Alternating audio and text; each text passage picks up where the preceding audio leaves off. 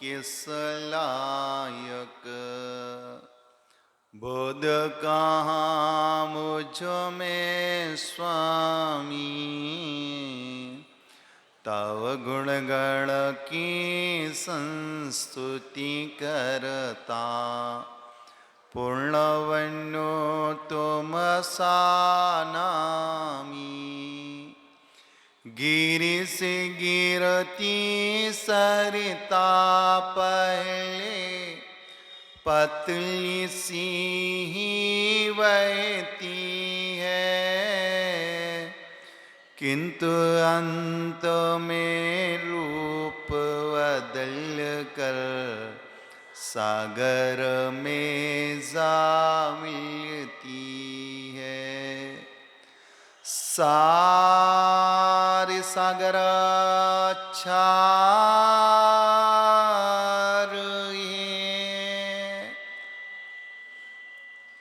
मम गुरु मधुर अपार। नमो विद्यासागर गहु, भव सागर कर पार। जय बोलो देवादिदेव कज्जराट मूल नायक पाशनाथ भगवान की। जय बोलो वर्तमान शासन नायक महावीर भगवान की। संत श्रोमणी गुरुवर आचार्य श्री जी विद्यासागर जी मुनि महाराज की। 2.5 दीप स्थित 3 काम 9 करोड़ मुनिराज की। पूज्य 108 मुनि श्री विशद सागर जी महाराज जी की। पूज्य 105 छुल्लक श्री बैराग्य सागर जी महाराज जी की। नमोस्तु महाराज। 3 भुवन में सार, वीतराग विज्ञानता। शिव स्वरूप शिवकार, नामाहु त्रियोग संभाल के। ग्रंथराज चरडाला जी का वचन चल रहा है। ग्रंथकार ने उन नारकी जीवों को नरकों में सागरोपम काल तक जो यातना, वेदना, पीड़ा, विकलता उत्पन्न होती है, संक्लेश की जो तीव्रता उत्पन्न होती है, इसका तो छेड़ाला ग्रंथ की पहली ढाल में खुलासा किया हुआ है। किंतु वे कारण छूट गए जिन कारणों से जीव संक्लेश रूप नरकों में जन्म लेता है। मात्र आचार्य भगवंत उमा स्वामी महाराज ने तत्वार सूत्र ग्रंथराज के 6वें अध्याय में बंद के प्रकरण में बहु आरंभ परिग्रत्वम नारकश्चा ऐसा एक सूत्र दे दिया। इस सूत्र को आधार बनाकर कई आचार्य भगवंतों ने उस पर टीका लिखी। सर्वा सिद्धि, राजवार्तिक, श्लोक वार्तिक, तत्वार्थ वार्तिक, तत्वार्थ व्यक्तिक आदि जो टीकाएं लिखी गई, उनकी आधार पर हमने जाना निर्माल्य द्रव्य का वक्षण करना नरक गति के आश्रव का कारण है। हिंसादि क्रूर कारों में प्रवृत्ति करना नरक गति के आश्रव का कारण है।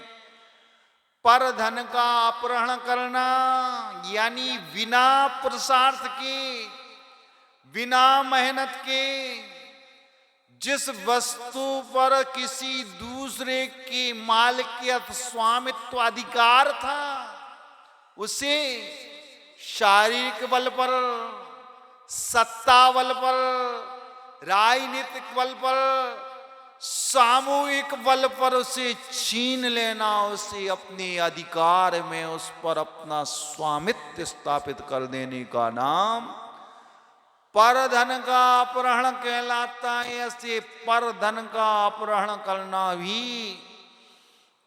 नरक गति के आश्रव का कारण है।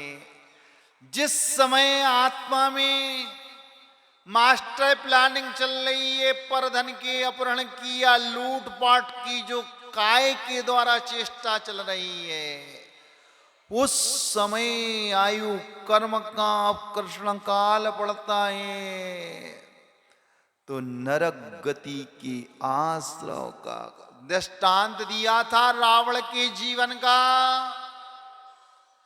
जिनेंद्र भगवान का पक्का भक्त, देव शास्त्रों पर अकाट श्रद्धा रखने वाला रावण जैसा वीतराग भगवान का भक्त ना कोई दूसरा था सम्राटों में, ना कोई होगा।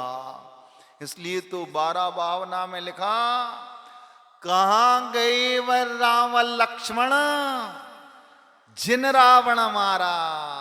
रावण जिन नहीं था, लेकिन रावण जिनेंद्र भगवान का कट्टर भक्त था, वीतरागता की उपासना करने वाला था, चतुर्थ गुण स्थानवर्ती था, ना उसके पास इंद्रिय संयम था, ना प्राणी संयम था, असंयमी था, लेकिन वीतराग भगवान का कट्टर अनुयायी, कट्टर उपासक, दृढ़ विश्वास और आस्था रखने वाला रावण ने भी जैसे ही परधन का अपहरण करने की कुचेष्टा की,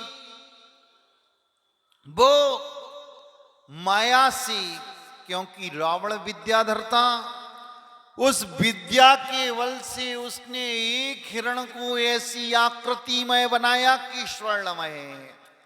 जिस हिरण की सुंदरता देखकर जानकी ललचा गई। किसके लिए?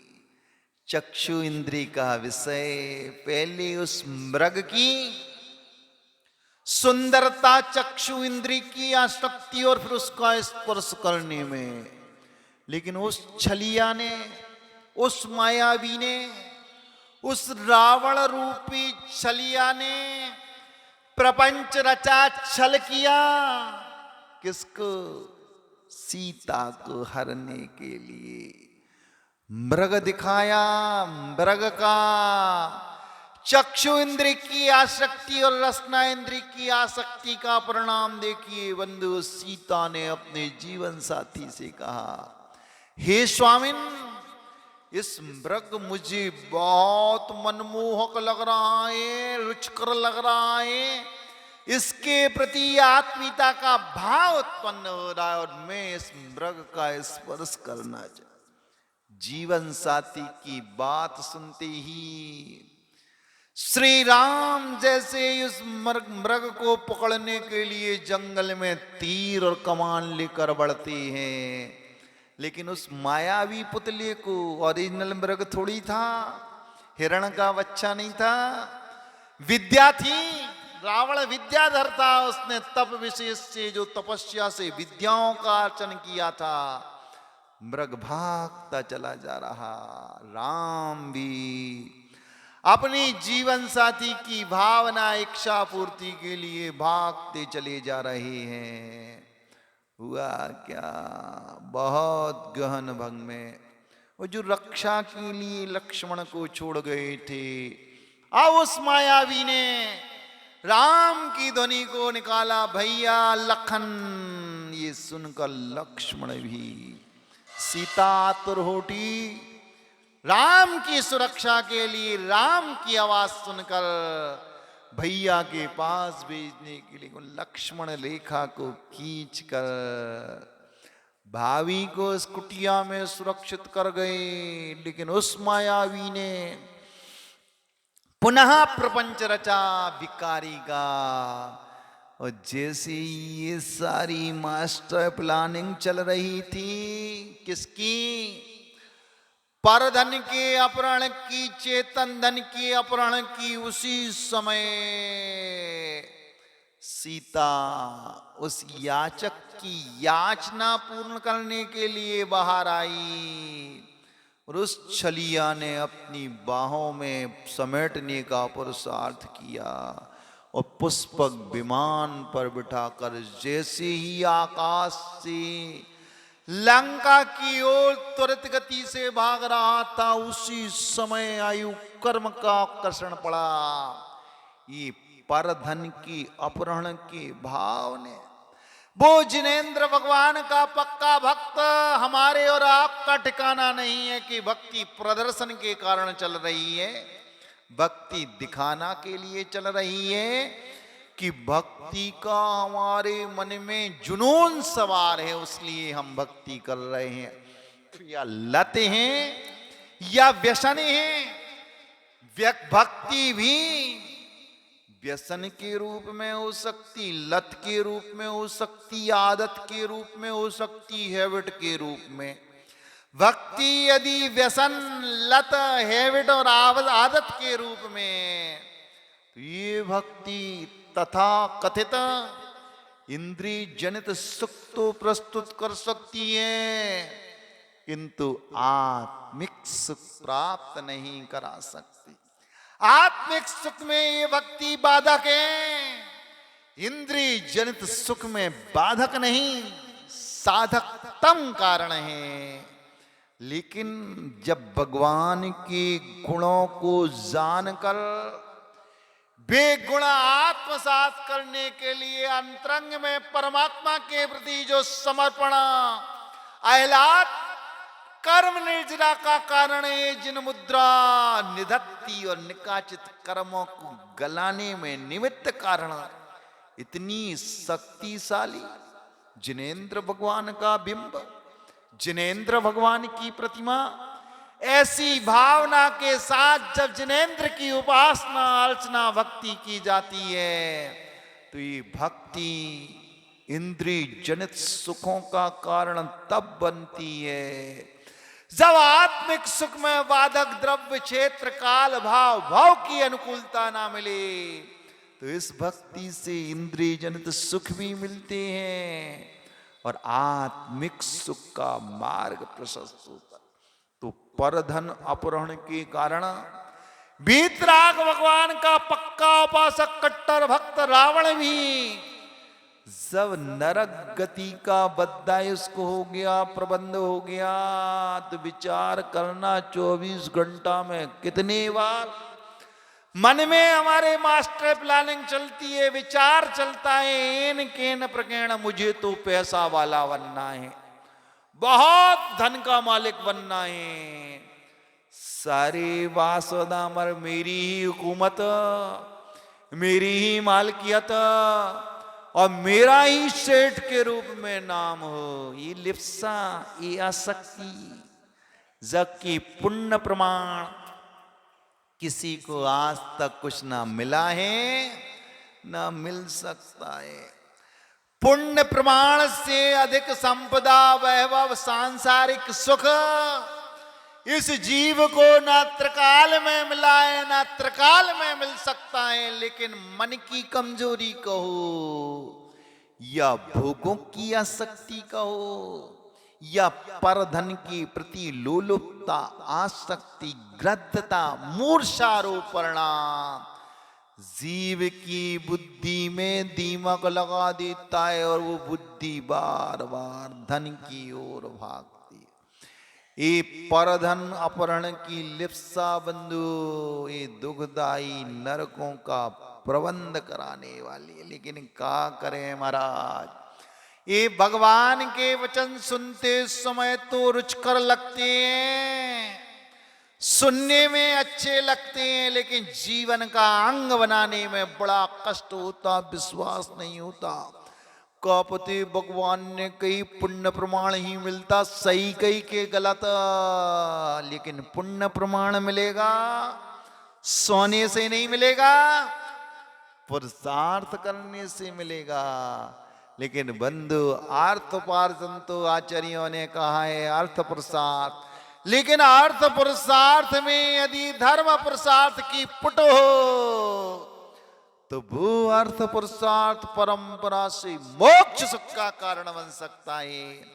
यदि अर्थ पुरुषार्थ में धर्म पुरुषार्थ की पुट ना हो, धर्म पुरुषार्थ को आधार बनाकर यदि अर्थ पुरुषार्थ नहीं होता तो बंधु ये सब नरक गति की प्रबंध कराने वाला कारण। इसीलिए तो उमा स्वामी लिख गए, बहुत आराम और बहुत परिग्रह के प्रति जीव की जो आसक्ति होती है वो नरक गति की आश्रव का।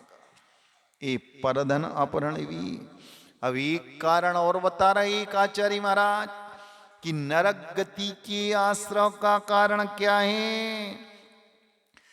पंचेंद्रियों के विषयों में आसक्ति भी नरकायु के आश्रव का कारण है।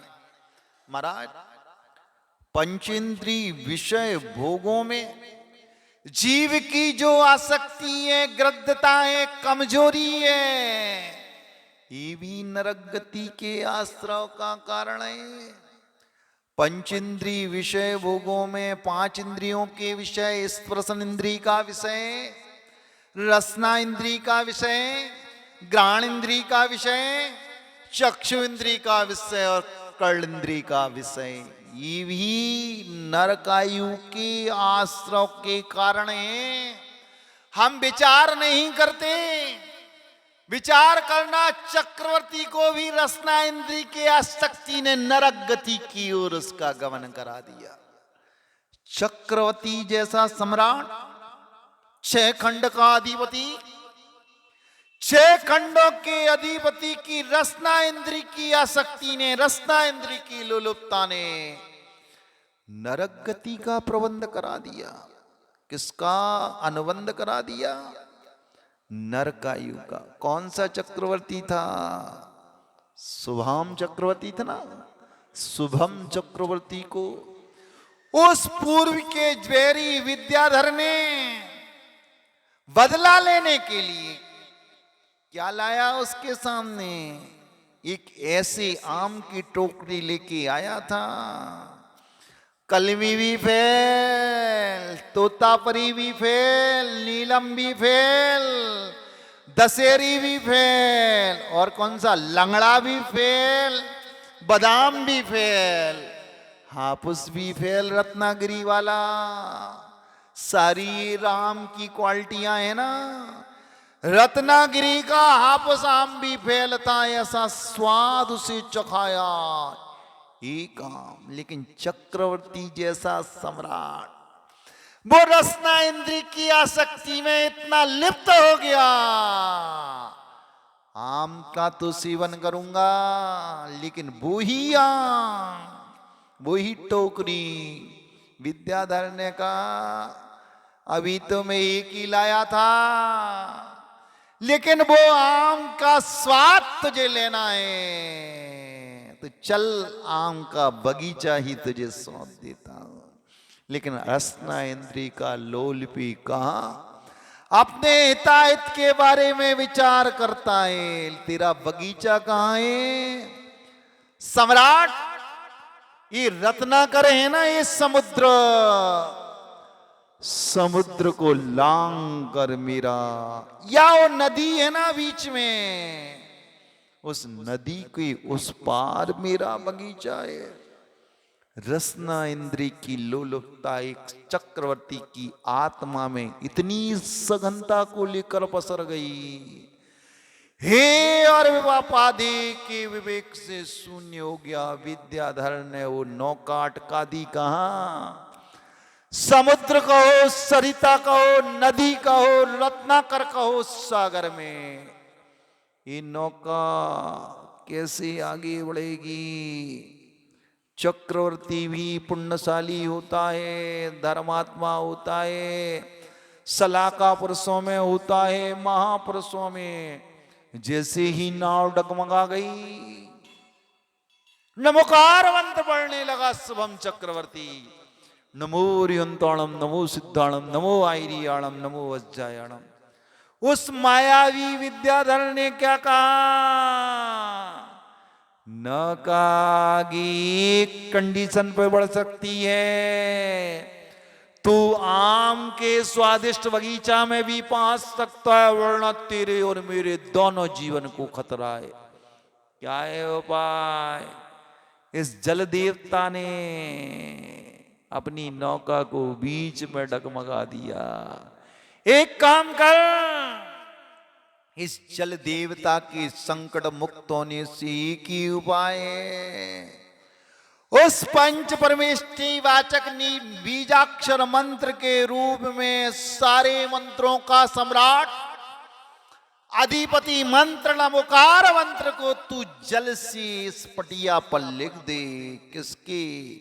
उस नौका की, उस जहाज की, उस क्या क्या बोलती हो है, पतवार की। बस तू एक बार जिस मंत्र का तू उच्चारण कर रहा है, जिस रसना इंद्री से तू जिस मंत्र का उच्चारण कर रहा है, इस काष्ठ के पटिया पर एक बार लिख दे और उस पर पैर से मिटाल दे।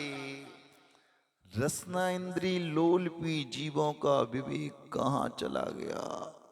जिसने 6 खंड पर विजय प्राप्त की, जिसके पास नव निधियां थी, 96,000 जीवन साथी थे, 32,000 मुकुटबंद राजा थे, मंडलेश्वर राजा थे, महामंडलेश्वर राजा थे।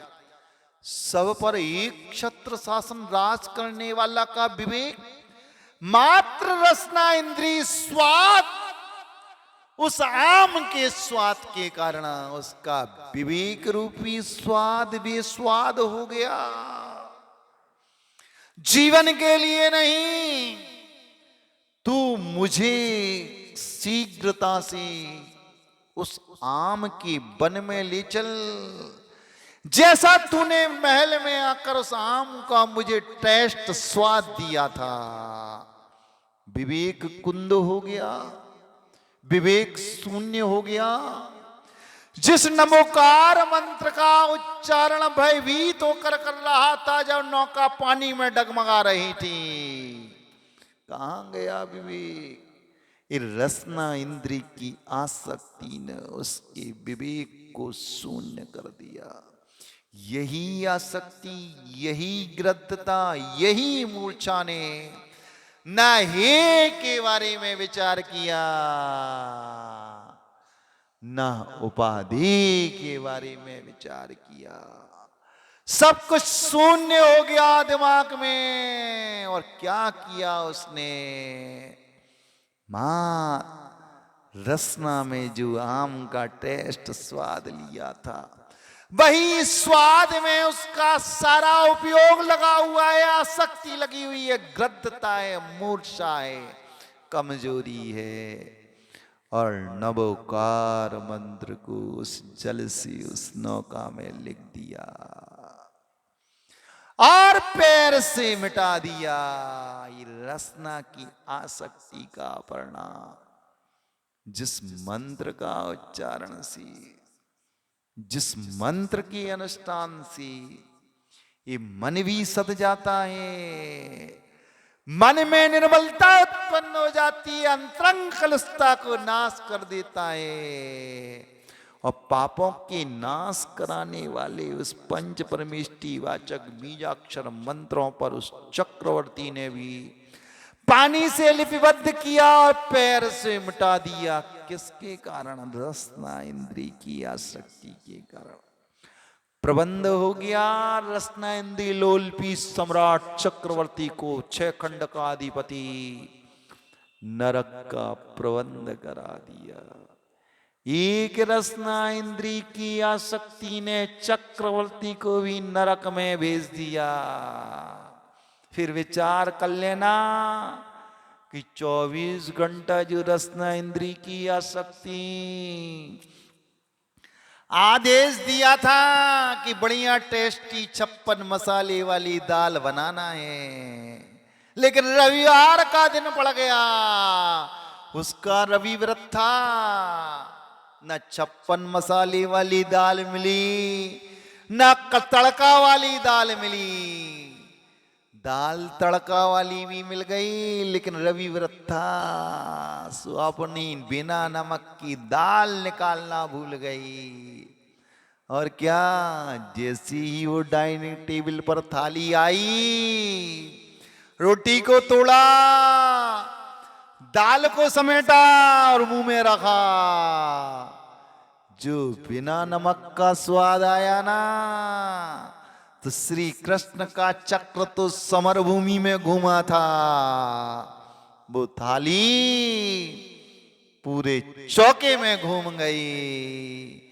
काश उसी समय आयु कर्म का कृष्ण पाकाल श्रीमान जी आपको पड़ जाए, तो ये रसना इंद्री की आसक्ति, रसना इंद्री की लोलुपता तुम्हें भी नरक गति का प्रबंध करा देगी।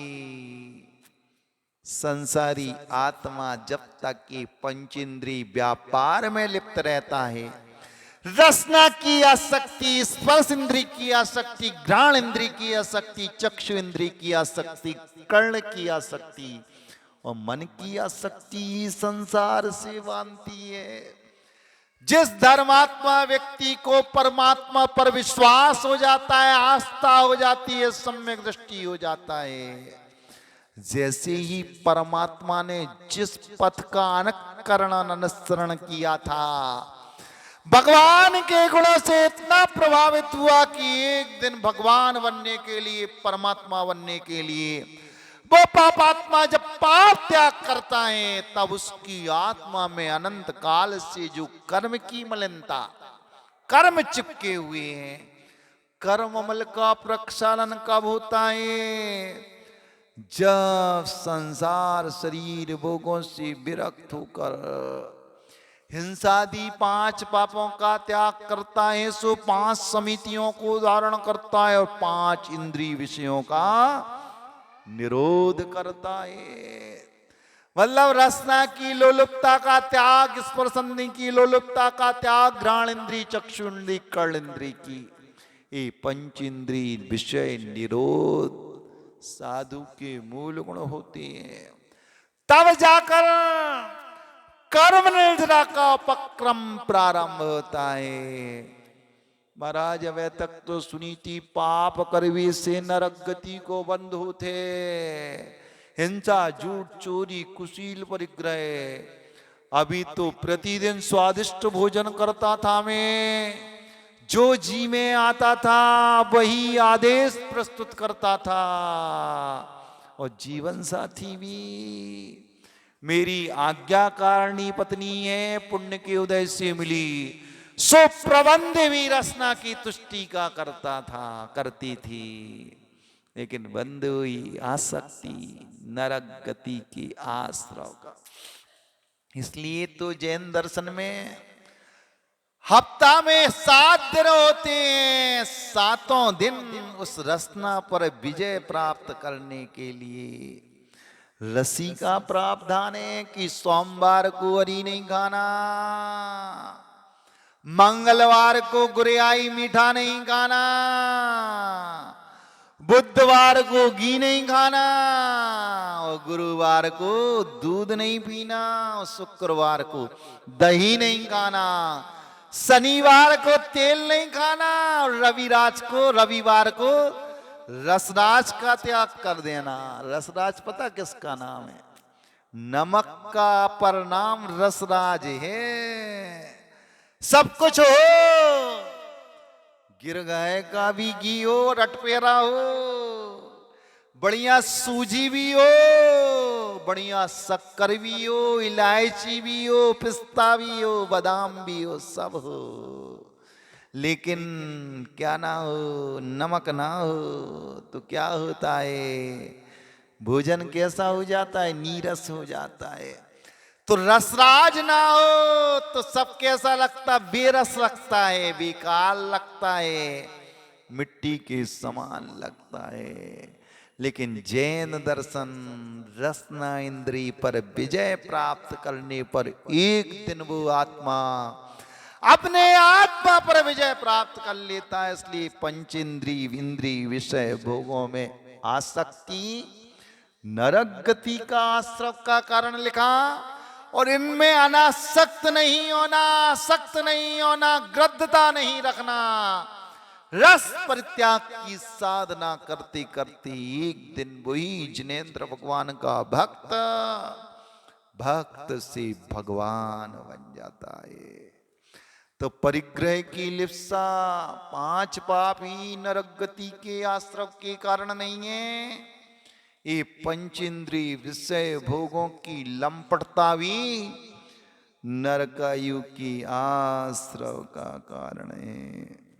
झूठ बोलना भी नरक गति के आश्रव का कारण है। हाँ, लेकिन जब से मोबाइल आया ना, 24 घंटा झूठ बुलवाता है। अब भी यहां से प्रवचन के बाद कहा, चाहे सावरकर चौक हो, चाहे नेहरू चौक हो, चाहे किसी की सैंडविच की दुकान हो, चाहे किसी की मैगी की दुकान हो, भोजन वहां चल रहा है या ठेला पर चाट खा रहे हो, जीवन साथी का फोन आ गया, तुम कहाँ हो? आज महाराज को प्रवचन में ज्यादा मन लग गया, मैं तो महावीर विहार में हूं। ऐसा फोन पर झूठ भी बोल दिया ना उससे या उसने तुमसे, और उसी समय आयु कर्म का आकर्षण काल पड़ जाए तो पक्का प्रबंध करा देगा नरकायु का। इसलिए झूठ बोलना भी नरक गति के आश्रव का कर। महाराज तुम हमें जी का सिखा रहे हैं, 70 साल के हो गए, हमें तो जो पतो है, जब जब व्रत आतना तो 10 दिन याद हो जाता, बच झूठ स्वेती नरक पहुंचा स्वर्ग में नारद गया। राजा वसु की कथा सबको बताएं, झूठ बोल दिया था। किससे?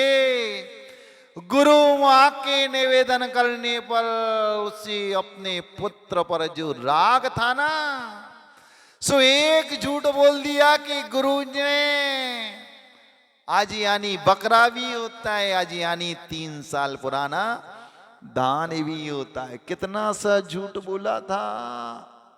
गुरु मां से ग्रसित होकर व्यामोह के कारण, जिस गुरु ने मुझे शिक्षा दी, मैं लौकिक गुरु की बात कर रहा हूं, पारलौकिक आत्मिक गुरु की नहीं। वो गुरुजी वो वाले थे जो विद्या अर्जन कराते थे, जीवन जीने की कला का सूत्र थमाते थे विद्यार्थियों को, गुरुकुलों की व्यवस्था वाले। जिस गुरु ने मुझे धनुर्विद्या सिनाक सिखाई, जिस गुरु ने मुझे व्यवहारिक जीवन का पाठ सिखाया, जिस गुरु ने मुझे जीवन जीने के सूत्र थमाए, उसकी जीवन साथी ने आज मुझसे गुरु दक्षिणा के रूप में इतना कहा है कि गुरु ये कहते थे, आज का मतलब बकरा नहीं होता, आज का मतलब 3 साल पुराना धान गुरु ने दोनों अर्थ बताए थे। लेकिन ये नारद झूठ बोल रहा। इसने कहा है कि 3 साल पुराने चावल का नाम आज नहीं है, आज का मतलब बकरा है, और उस बकरा को होम में ग्रसित करने पर एक बार पाप नहीं लगता। इतना सा हिंसा पाप का समर्थन किया। राजा वसु सिंहासन सहित कहां धस गया, पता था कि नहीं? भूमि फटी और नरक चला गया। वो पुरातन काल था जिस समय इस जम्बू द्वीप के वरत क्षेत्र में पुण्यशाली जीवों का विचरण हुआ करता था। पुण्यशाली जीव इस मानव पर्याय में आकर जन्म लेते थे। ये कथा उस समय की है। आज तो लोग झूठ पर झूठ बोलते चले जाते हैं और झूठ पर झूठ डालते चले जाते। किसी ने लिख भले दिया कि सच्चाई छुप नहीं सकती, बनावट के उसूलों से खुशबू आ नहीं सकती एक कागज के फूलों पर। उसने वो वाले जमाने के ग्रंथ पढ़े होंगे, तब उसने लिख दिया ये छंद को दोहे को, सच्चाई छुप नहीं सकती, बनावट के उसूलों से खुशबू आ नहीं सकती कागज के फूलों से। लेकिन जमाना बदल गया। सच्चाई छुप भी सकती है अगर झूठों में मेल हो। सच्चाई छुप भी सकती है अगर झूठों में मेल हो। झूठे व्यक्तियों में एकता हो तो सच्चाई भी छुप जाती है। सच्चाई छुप भी सकती है अगर झूठों में मेल हो, खुशबू आ भी सकती है गर कागज में सेंध हो। कागज के फूलों से भी खुशबू आ सकती है, उसमें सेंट डला। जमाना बदल गया। वो पुरातन जमाना था जब इस भारत भूमि पर, भारत धरा पर पुण्यशाली जीवों का विचरण हुआ होता था। पुण्यशाली आत्माओं का यहाँ विचरण था, आवागमन था। जैसे ही उस राजा वसु ने हिंसादी क्रूर पाप का समर्थन किया, गुरु मोह से ग्रसित होकर, पक्ष से ग्रसित होकर, परिणाम क्या निकला?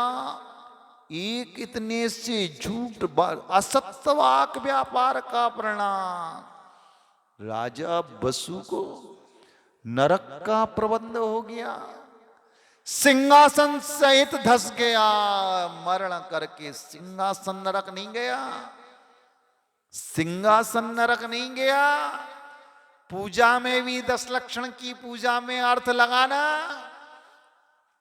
राजा वसु सिंहासन सहित नरक नहीं गया, सशरीर नरक नहीं गया। ये तो प्रस्तुतिकरण बड़ा चढ़ाकर होता है, भगवान की वाणी का गुणानुवाद।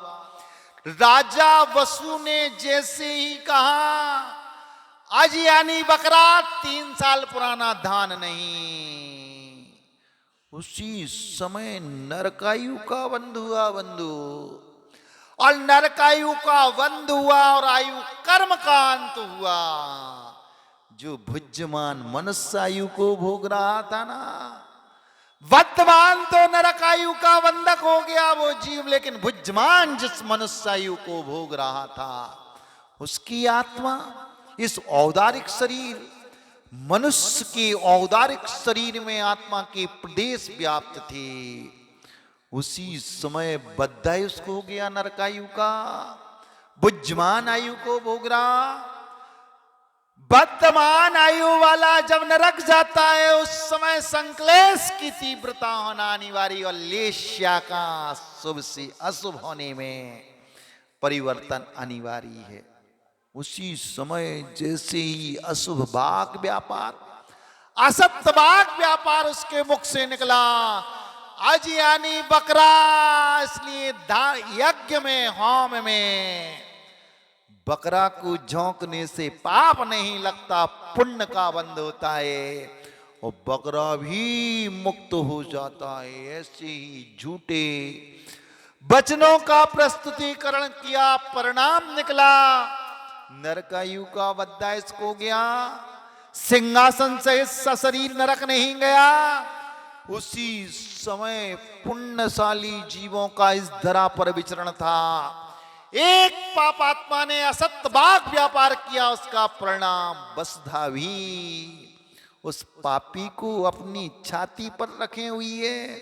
सो उसी समय हल्का सा भूकंप का झटका आया और वसुधा फट गई, जमीन फट गई, राजा सिंहासन सहित गिरा।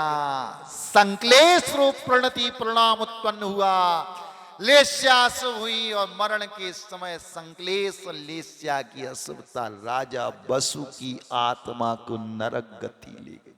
ये है जैन दर्शन, ये है कर्म सिद्धांत की व्यवस्था।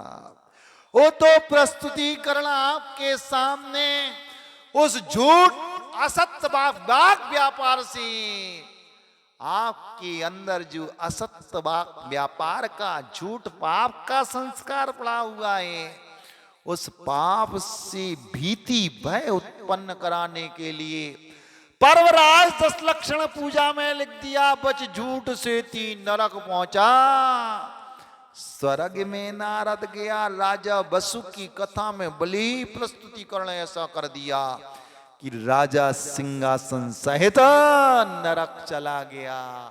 यानी सिंहासन पर बैठकर सशरीर नरक नहीं गया, बुद्धमान आयु को भोग कर बद्धमान आयु जिसका बंद किया, उस असत्य बाग व्यापार के परिणाम स्वरूप सो उस राजा बसु की आत्मा एक झूठ के कारण नरक पहुंच गया।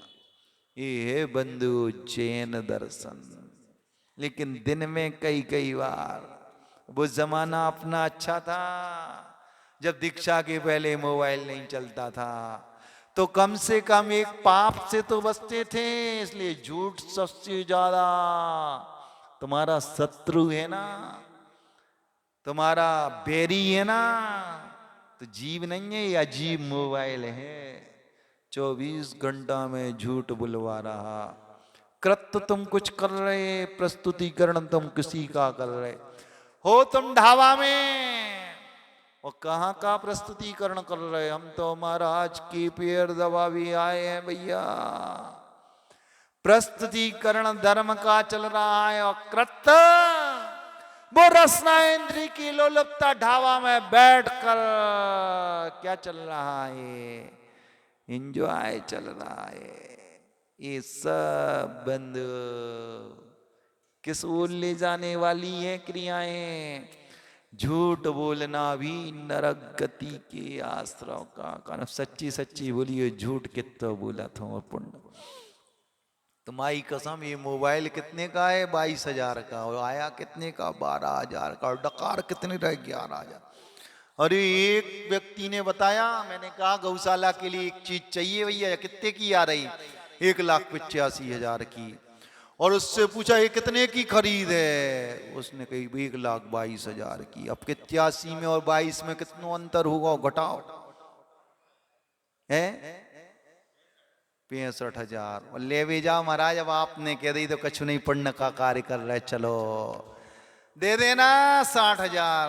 अरे बेईमान, डकार तो रहा है 40,000 और कह रहा 60,000 दे देना। ऐसा झूठ बोलते समय भी आयु कर्म का कृष्ण काल पड़ जाए, कह देना भैया तुम्हें पोसाए तो लो, हमारी चीज तो इतने में देंगे हम। कमावे ही तो बैठे हैं, गमावे थोड़ी बैठे हैं। 1,600 की 1,000 करवे नहीं बैठे, 1,000 की 1,600 करने बैठी। ऐसा सत्य बोल कर भी यदि तुम अर्थ प्रसार्थ करोगे तो वो अर्थ प्रसार्थ धर्म प्रसार्थ में पुट जाएगी, तो नरक से तो बच जाओगे। लेकिन क्या करें महाराज, व्यवहार भी पक्का बनाना और ग्राहक भी लपकाना, कमाना भी और झूठ भी बोलना। और काश उस समय आयु कर्म का कृष्ण काल पड़ जाए तो पक्का रिजर्वेशन कहाँ का, स्वर्ग का कि नरक का? सच्ची बता, दिन भर में रिजर्वेशन स्वर्ग का ज्यादा होता कि नरक का? सही सही बताइयो। है महाराज, 24 घंटा में 23 घंटा तो कार्य नरक गति के करता है जीव। 5 इंद्रियों की आसक्ति, परधन का अपहरण का भाव, हिंसादि क्रूर कार्यों में प्रवृत्ति, और क्या असत्य वाक व्यापार। और सुख चाहते हो, अब सुख मिलेगा कि दुख? कार्य दुख के चल रहे और अपेक्षा सुख की है।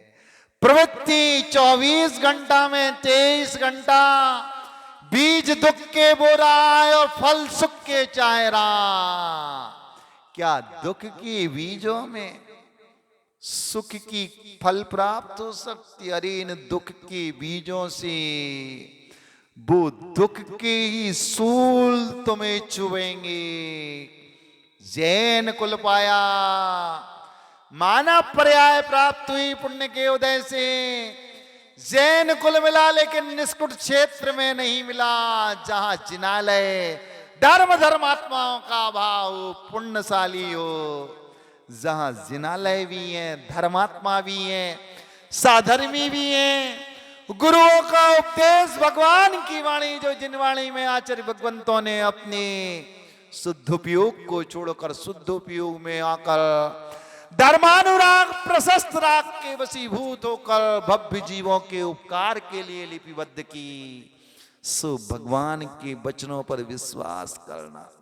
अर्थ पुरुषार्थ कामना ही नहीं है, पुरुषार्थ चाह रहे हैं, लेकिन वो अर्थ पुरुषार्थ में यदि धर्म पुरुषार्थ की पुट जाए, धर्म पुरुषार्थ का छौक लग जाए, तो ये अर्थ पुरुषार्थ भी कालांतर में नरक गति के आश्रय का कारण नहीं, स्वर्ग और मोक्ष सुख का कारण बन जाए।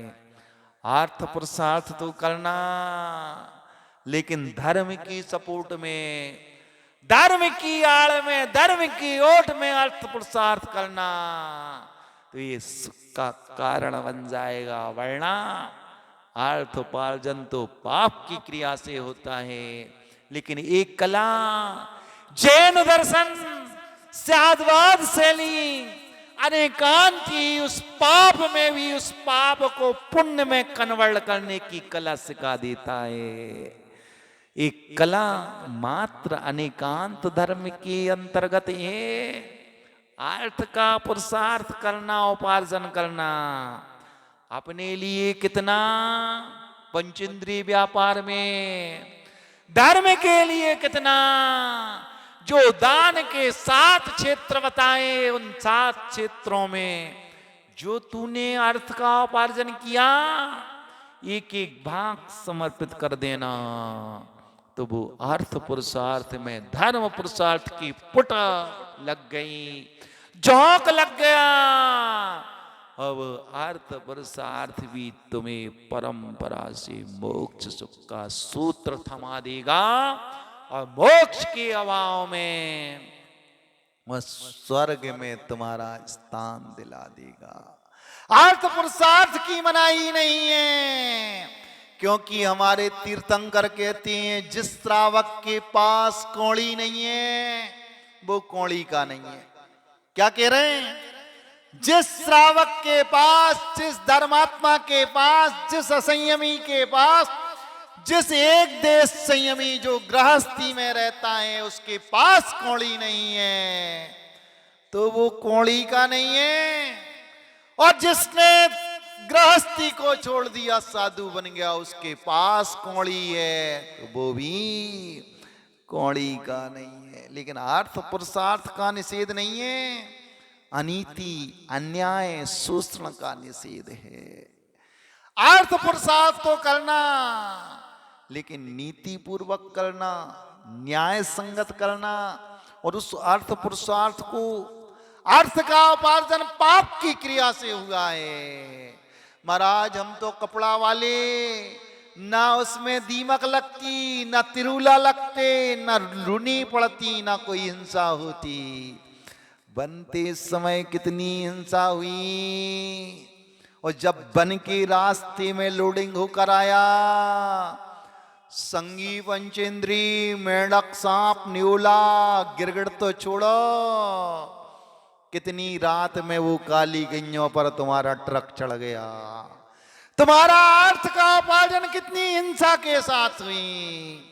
वो लड़का लोग बैठती है ना भैया व्यक्ति करत, महाराज जो नरक जाएगो, जो किराने वालों है बिहार में कितनी, जो किराने वालों है जो नरक जाएगो। दिन भर तिरुला मारा थे, दिन भर रुनी मारता है, दीमक लग जाती, इल्लियां इसकी शक्कर में यूं यूं हो रही थी, पानी लग गए। मैंने कहा बेटा उसकी तो तुझे दिख गई, तू जो दूल्हा हाउस है ना तेरा, तू कितने नरक जाएगा विचार किया? कि नहीं महाराज आज तक एक भी जीन्स में, एक भी टी शर्ट में, एक भी लोअर में ना तिरुला हुआ, ना रुनी लगी, ना इल्ली हुई। मैंने कहा जब तू गया था ना, कहाँ गया था? लुधियाना या फलानी दिल्ली या ये अहमदाबाद। अब विचार किया जो गठाने जो बंधी थी कपड़ा, जब कितनी हिंसा हुई। चल वो तो छोड़ दे, जब तू माल परचेस करके क्रय करके लाया, ट्रक था, हजारों किलोमीटर से ट्रक आया, बरसात का समय था, कीचड़ आदि से बचने के लिए कितने संगी पंचेंद्री पंचम मूढ़ स्थानवर्ती गाय रोड पर बैठी थी। या वो मेंढक भी जिसने जिन मुद्रा को देखकर जाति स्मरण हो गया, उन तूने पंचम गुण स्थानवर्ती चुल्ला कालिका के व्रत धारण करने वाले तेरे अर्थोपार्जन के लिए जो गांठ आ रही थी, कितनी गाय मरी, कितने मेंढक मरे, कितने न्योला मरे, कितने सर्फ मरे। रोड पर जब विहार करो ना, सर्फ तो मर जाता है, उसकी आकृति उसकी रोड पर बनी रहती है। ये हिंसा पाप, पांचों पाप अर्थ पुरुषार्थ में होते हैं, लेकिन अर्थ पुरुषार्थ को भी धर्म पुरुषार्थ में आप कन्वर्ट कर सकती हो। किससे? प्रज्ञा से, विवेक से, कि मैंने जो धन का संग्रह किया, धन को एकत्रित किया परिवार के भरण पोषण के लिए, अपने जीवन के जीने के लिए, और अपने आश्रित रहने वाले अपने माता पिता, अपने जीवन साथी, अपने बच्चे और अपने रिश्तेदार, अपने समाज के गरीब भाई बंधुओं में उस धन का वितरण कर देना। कितना? पूरा नहीं लुटाने को कहा, एक प्रमाण बनाना, तो वो अर्थ पुरुषार्थ भी धर्म पुरुषार्थ में परिवर्तन हो जाएगा, कन्वर्ट। श्वेतांबर समाज की मैं एक बहुत अच्छी विशेषता बताता हूं। श्वेतांबर संप्रदाय में प्रावधान है, अर्थ उपार्जन करना सिंधियों जैसी नीति है। अपने श्वेतांबर भाइयों को बढ़ावा देते हैं, लेकिन उन सबके यहाँ प्रतिदिन एक गुल्लक होती है कि आज मैं 5,000, 2,000, 3,000, 10,000 रुपए कमा कर आया हूं। इतना दान परमार्थ के क्षेत्र में जाएगा, और उस रोकड़ में से, उस धन से निकाल कर उस डिब्बा में डाल दिया जाता है। और उनके जो कल्याण जी, आनंद जी जैसे बड़े बड़े ट्रस्ट हैं ना, वो मंथली आते हैं या फोन पे या एफडी बनवा कर या बैंक से ट्रांसफर कर देती हैं। तो आज उनके पास धन भी बढ़ रहा, वैभव भी बढ़ रहा। सारी श्वेतांबर समाज के लोग तुम्हें धनाढ्य व्यक्ति नजर आएंगे, क्योंकि अर्थ पुरुषार्थ के साथ वो धर्म पुरुषार्थ भी करती। अपने अर्थ को जो पुरुषार्थ करके उनने एकत्रित किया, धन का अर्जन, अर्थ पुरुषार्थ तो हिंसा, झूठ, चोरी, कुशील, पांचों पापों के साथ होता है, लेकिन उसको धर्म पुरुषार्थ में परिवर्तन कर लिया, कन्वर्ट कर लिया। महाराज हम तो समझ रहे थे जी महाराज अच्छे हैं कि खर्चा नहीं करा, अब लेकिन ये तो उंगली पकड़ के खोचा पकड़ने लगी। हम क्या करें, हमारे भगवान ने ही उंगली पकड़कर खोचा पकड़ना सिखाया है तुम्हें पाप से बचाने के लिए। लेकिन जोड़ोगे तो धन की भैया तीन ही गति होते हैं, दान, भोग और नाश। या तो जो अर्थ उपार्जन किया उसे भोग लो, या दान दे दो, वरना नाश हो नहीं है। पूत सपूत को का धन समझे, पूत का पूत सो। यदि सुपुत्र तुम्हारा कुपुत्र निकल गया, व्यसनों में लुटा दिया, तो क्या होगा? कल ही एक व्यक्ति सुना रहा था, 1-2 दिन पहले, एक लड़का, महाराज ये मकान फलाने व्यक्ति का था, इकलौता बेटा है, मकान बिक गया, प्लाट बिकने की कगार पर है। क्यों? क्योंकि बिना पुरुषार्थ का धन कमाने के लिए क्या लगाता है? सट्टा लगाता है, 20-20 हजार एक बार में। जे नहीं है, वासोदा का है। मकान गया, जीवन भर पिता ने नौकरी कर करके मकान बनाया, प्लाट बनाया, सोना चांदी सब बिक गया। आज किराए के मकान में बेचारे माता पिता रह रहे हो, वो इंदौर में पड़ा हुआ है, दूसरों की नौकरी के, लेकिन ये व्यसन लत लगी है। अब ऐसा धन संचय तुम्हारा क्या काम का कि तुमने मेहनत करके जोड़ा, भूखे पेट रहकर दिन भर पसीना बहाकर, जिस मोह के लिए, जिस आसक्ति के लिए, पुत्र के प्रति आसक्ति मोह के कारण, उस मोह ने ही व्यसन करके गमा दिया। इसलिए धन की 3 गति, दान, भोग और दान। इसलिए कहती हैं खाए पिए अंग लगे। क्या कहती हैं? खाए पिए अंग लगे। मैं नहीं कह रहा, ये धन कहता है।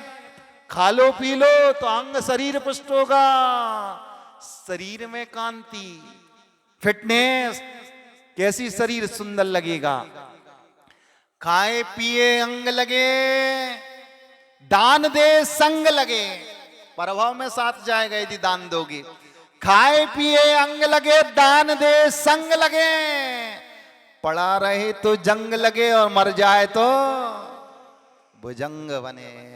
ले भैया दान की तीन गति, दान भोग और नाश, और चौथी हमने बता दिया, खाओगे पियोगे मौज मस्ती करोगे तो शरीर को लगेगा, दान दोगे तो आत्मा को लगेगा, प्रभाव में तुम्हारे साथ जाएगा। ये दान जो तुमने त्याग किया वो पुण्य परमाणु, और कालांतर में पक पक पर तुम्हें अर्थ उपार्जन मिलेगा, और पड़ा रहेगा तो जंग लगेगा, या नोटबंदी आ जाएगी ना तो सब बेकार हो जाएंगे। जंग लगे वहां घटाना, महाराज आज तक जंग नहीं लगी हमारी नोटों में, 2016 में लग गई कि नहीं लगी?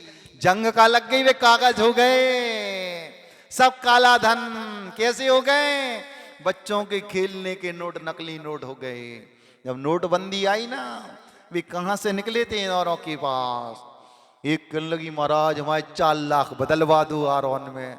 हमने कहा है, कहने लगी हम गौशाला को 2 लाख दे दे, मनो इन्हें नहीं बताइयो, बच्चों ने नहीं बताइयो। हमने कही देवी जी अब तुम्हारे 4 लाख कागज हो गए, जिस दिन तुम्हें ठंड लगे ना, ठंडी का समय था, पंच कल्याण तापने का मन हो तो सिलगा लेना, अब तो समय निकल गो। चौमासी में नहीं आ पा रही थी तुम, जब तुम्हारे बदलवा देते। कहने लगी सही में महाराज हमारे कागज हो गए। हमने कहा अब तो हो गए कागज, अब तो संजा के ताप भी की काजे, जब वो अग्नि सिलगाओ ना उनमें फूंक दे देना। ये है लोभ की दशा, इसलिए लोभ को क्या कहा? पाप का बाप कहा। इसने अर्थ पुरुषार्थ करना, लेकिन धर्म पुरुषार्थ की उसमें झांक छोड़ देना, पुट छोड़ देना तो परंपरा से सुख का कारण हो जाएगा। जा वाणी के ज्ञान ते सूझे लोकालो, सो वाणी मस्तक धरो सदा दे तुंडो। हे जिन वाणी भारती तोय जपो दिन रे, जो तेरी शरणा गई सो पावे।